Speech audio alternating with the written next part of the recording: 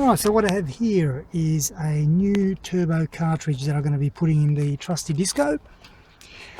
The one that I originally got has got some damage to the fins.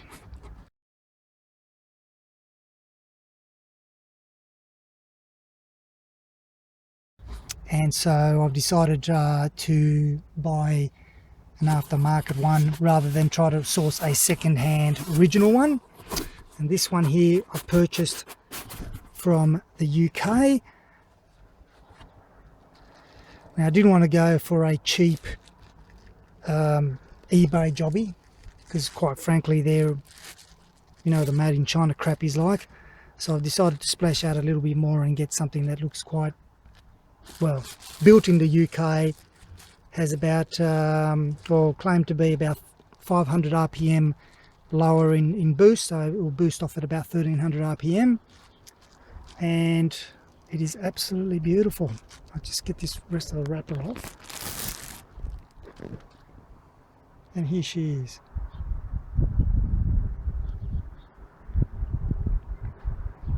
So you see the design in the front here is very different to the original.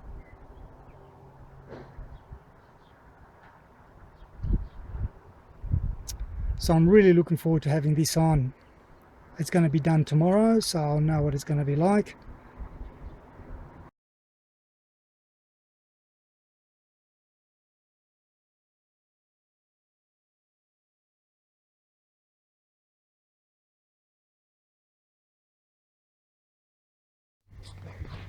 So the turbo's in.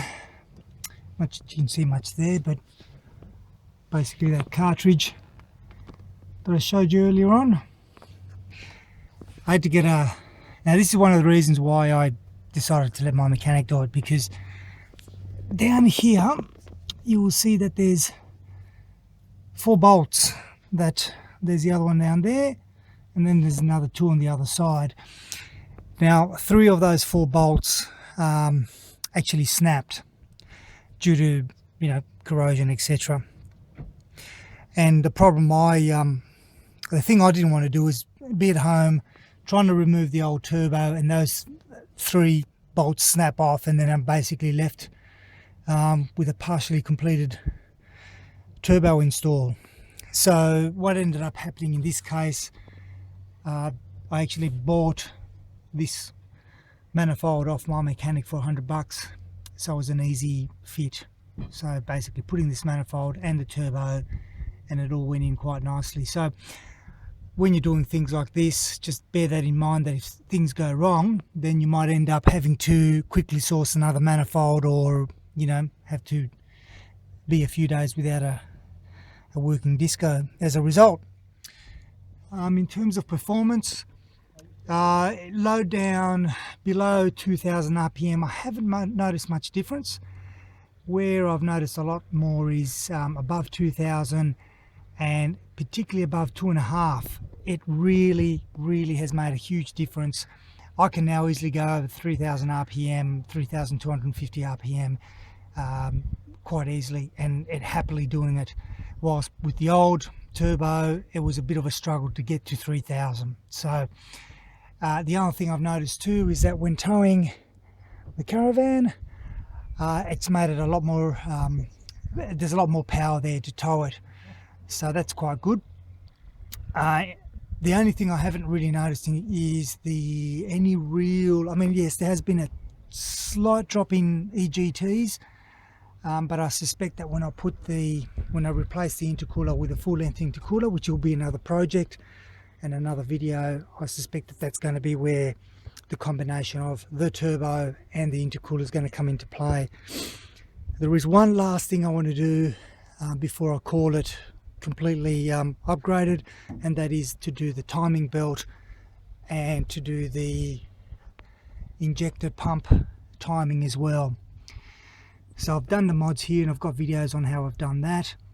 When I put the new full-length intercooler, I will also be potentially readjusting the pump, because obviously I'll be able to theoretically have a lot more cool air coming in, and therefore the capacity to up the fueling a little bit more. However, because I'm towing, I want to make sure that I don't overdo it with the fueling, because I want to keep the EGTs down.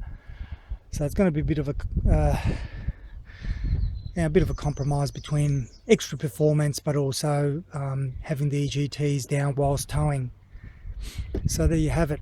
Hasn't been much of a tutorial this video, but all I can say is I'm happy that I've spent the extra bucks on a UK built item rather than a cheap Chinese made of butter material turbo, and looking forward to the others, to the full length intercooler install. Hopefully that'll make a big difference.